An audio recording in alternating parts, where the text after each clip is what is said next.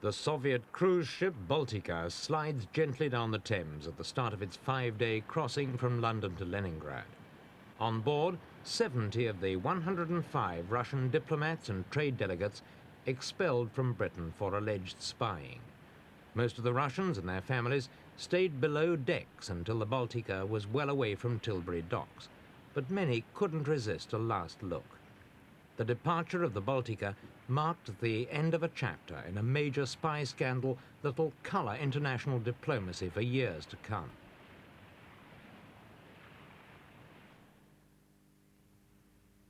Only 12 of those expelled were diplomats officially attached to the Soviet embassy, which normally has a staff of 83. Most of the others worked at the Russian trade mission in London. Some of them were thought to be members of the secret service organisation known as the KGB. Excuse me, madam, are you upset at the expulsions?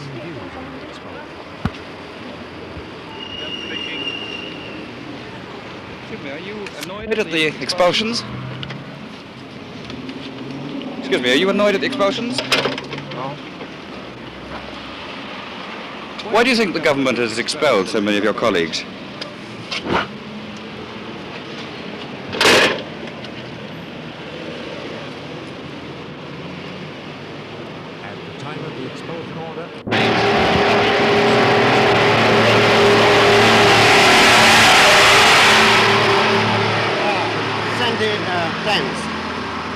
Are you annoyed at these expulsions? Who is not? This is rubbish. This is stupid. Do you think they've been justified? Who? Do you think it's justified to send so many people back if there's evidence of spying? No, no. Do you think there's no evidence of spying? There's no evidence of spying whatsoever because, well, as to me, I'm a banker, you know, and we are just commercial business men, nothing else. But why do you think the government, the British government, well, has taken this action? Your government. The British government had no doubts whatever that it would have to expel the Russians and do it publicly. Foreign Secretary Sir Alec Diplomats at once. Well, it wasn't the method I chose first. I first went to Mr. Gromyko and asked him to deal with this matter quietly, as he couldn't do that. For one reason or another, it was necessary to do this publicly. And I think while we were at it, it was better to get rid of all those we knew to be intelligence agents operating under the cover of diplomacy, either in the embassy or the trade mission. Yes, I think it was right to try and finish this once and for all. Today there have been... Apart from embassy and trade officials, there are nearly 200 other Russians working in Britain in 10 enterprises owned by the Soviet government. Most important, the Moscow Narodny Bank, with assets approaching £400 million. Another important organisation is the Anglo-Soviet Shipping Company, which acts as the agent for all Russian passenger and cargo vessels calling at the Port of London. The newest arrival in Britain is the UMO plant, located in Hertfordshire, a few miles north of London. Its main business is hiring out Russian technicians and equipment for motorway projects. Among the items for hire, a bulldozer which was once a T-24 tank.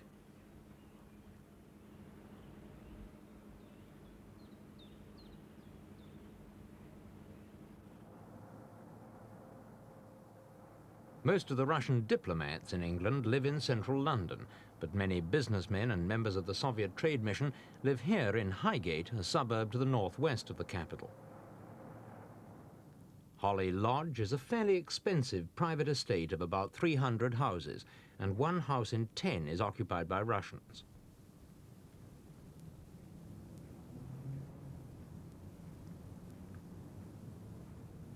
Number 27 Makepeace Avenue, for example, belongs to the Technical and Optical Equipment Company, which also owns houses elsewhere on the estate.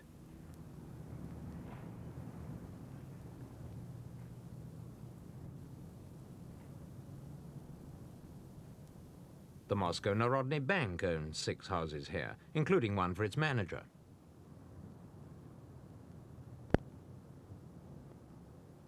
The Russians in Holly Lodge formed a compact community, very compact indeed in some cases, for almost every house was occupied by at least 2 Russian families, and sometimes as many as 5 Russian families shared the same house.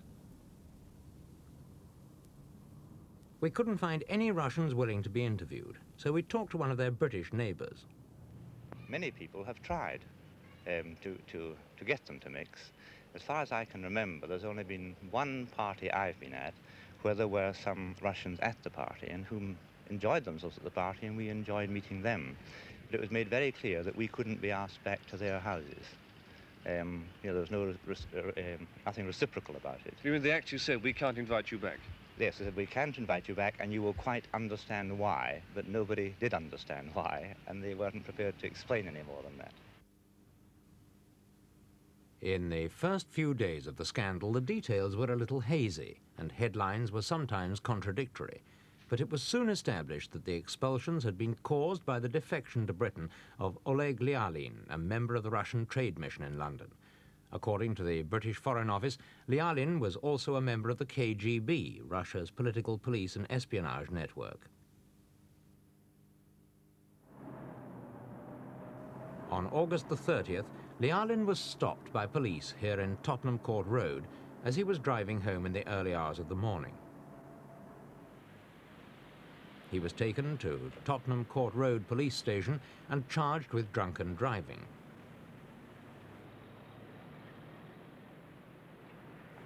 The police officers were arrested.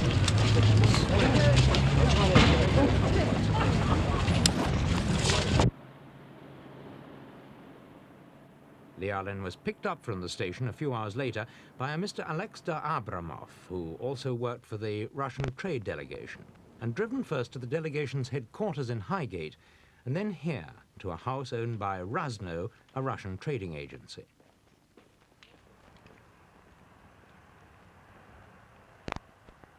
At 10:30 that same morning, a court reporter at London's Marlborough Street Court told the press that a Russian trade delegate had been remanded on bail on a drunken driving charge.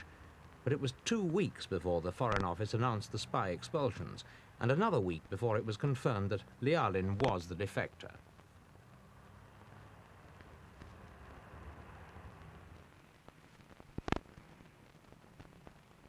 Much of Lialin's work was done in the offices of Razno, a Russian import-export agency, and it was here last May that he attended a cocktail party in the company of a certain Irina Teplyakova, a married woman who was first his secretary and later apparently his mistress.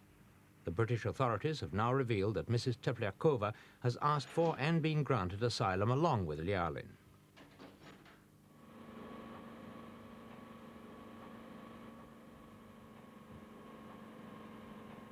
According to British security, Lialin provided them with details of a whole range of spying activities in Britain, including sabotage. But the Russians have dismissed Lialin as a minor official and a playboy.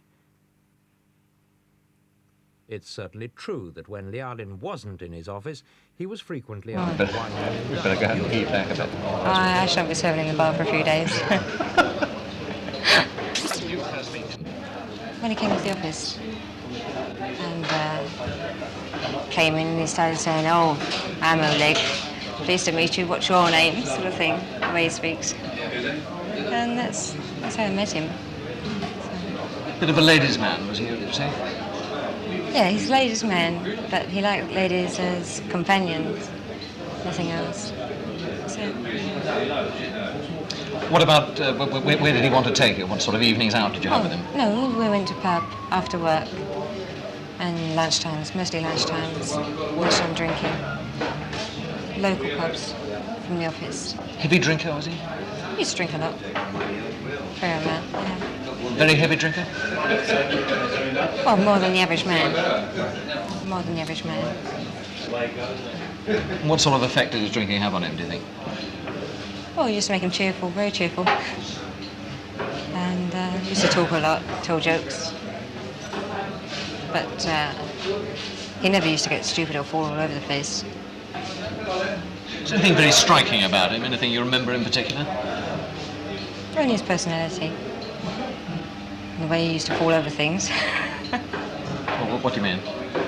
He used to fall over his feet when he used to walk along and trip over carpets and fall through doors, things like this. Ever at any time when you knew him, anything to make you think this man worked for the KGB, Soviet intelligence? Never, no. Oh no, he was treated was very little respect, never with great respect by anybody. You'd think he was just an ordinary clerk, nothing more. Just an interpreter, really. That was his main job.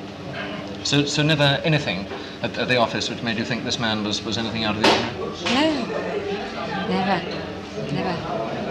To me, he's just a very ordinary person. Yep.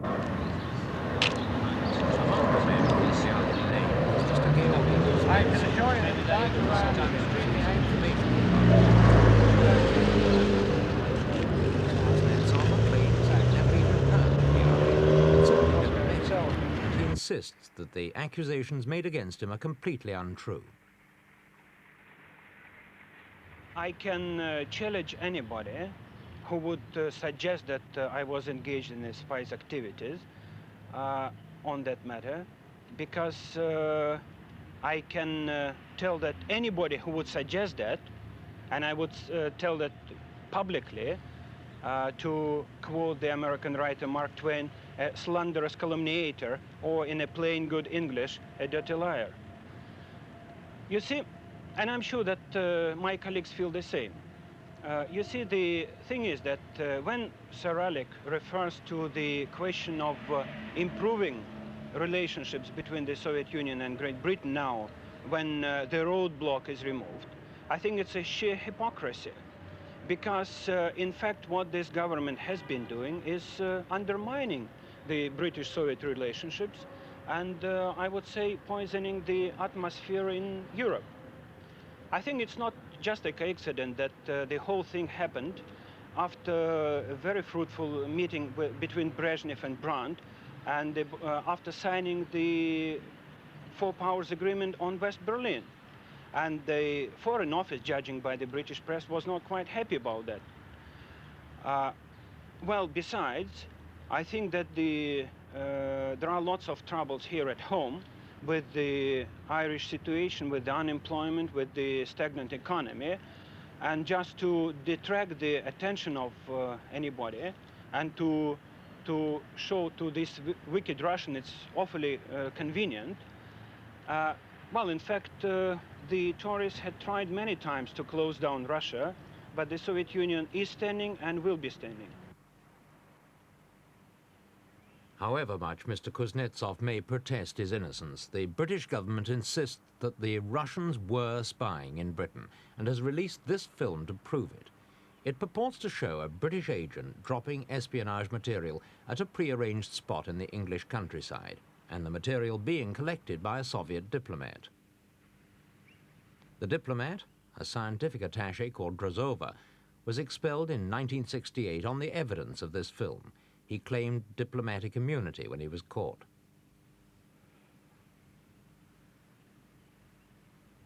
It's known that Mr. Drozov was mainly interested in industrial as opposed to political espionage, and some indication of the extent of Soviet activity in this field has been revealed by this man, James Doyle, who once worked as an electronics engineer at the British Aircraft Corporation plant at Filton, where the supersonic airliner Concorde is being built. Mr. Doyle, who says he once smuggled a KGB agent into the Filton plant by introducing him as a friend from Hamburg, is a former member of the British Communist Party. He now works as a burglar alarm specialist.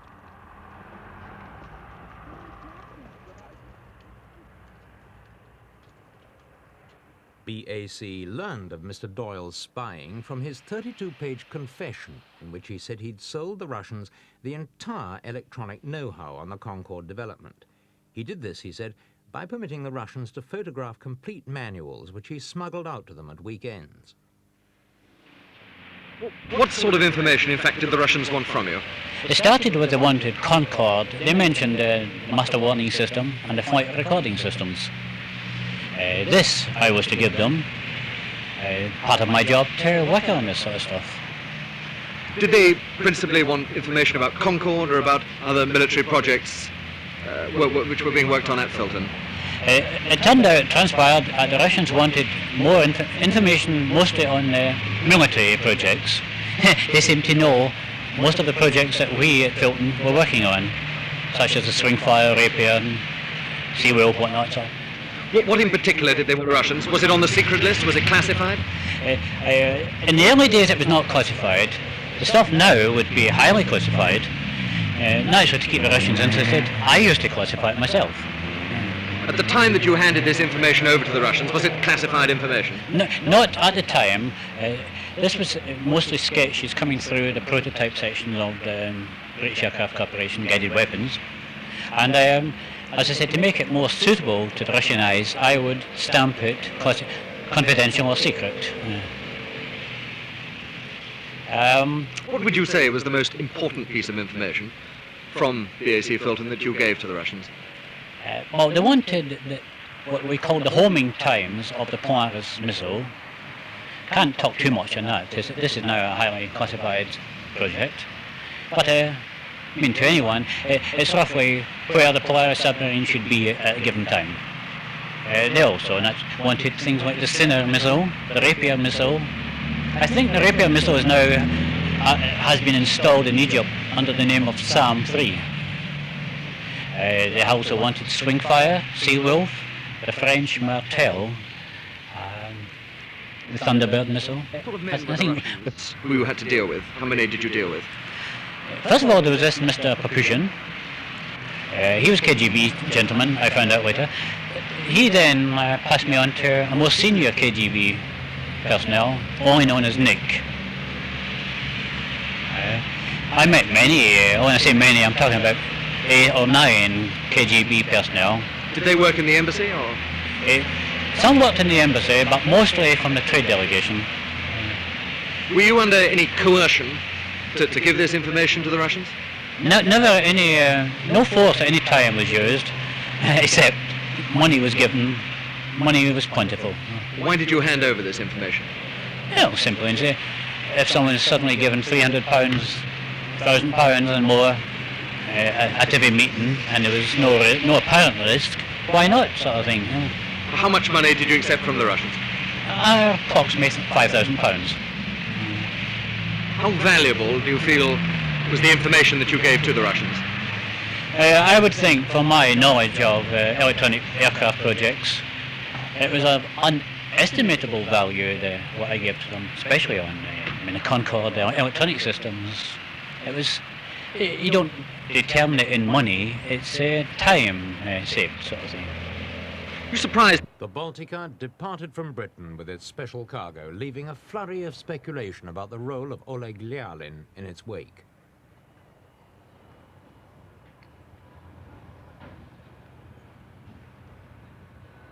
Was it really true that Lialin was a top KGB man who defected, exploding the entire Soviet spy network in Britain?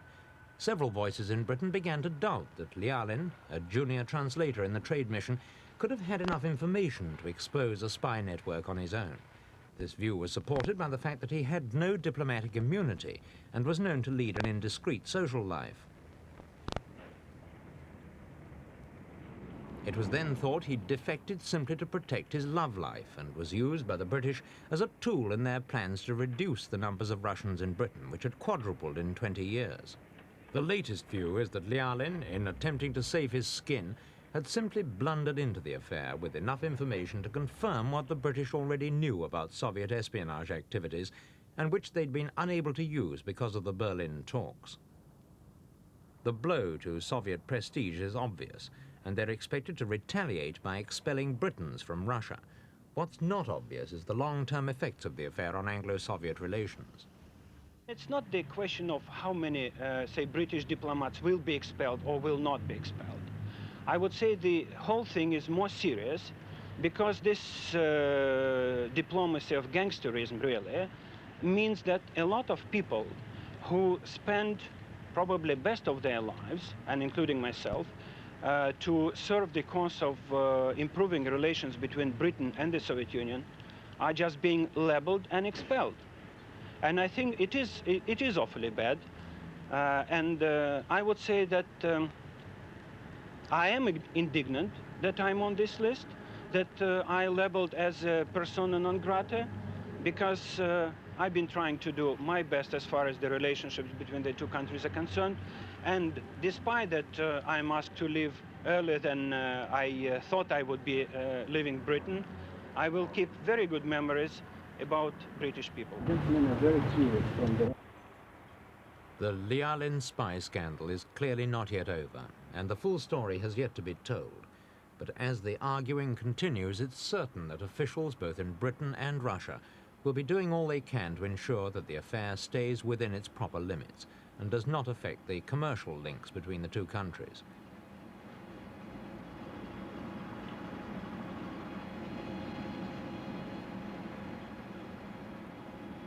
Moscow is especially keen to preserve its trading arrangements. In the first 7 months of this year, Soviet exports to Britain topped the £100 million mark, more than twice the volume of British exports to Russia. And although many diplomatic feathers have been ruffled, business is business.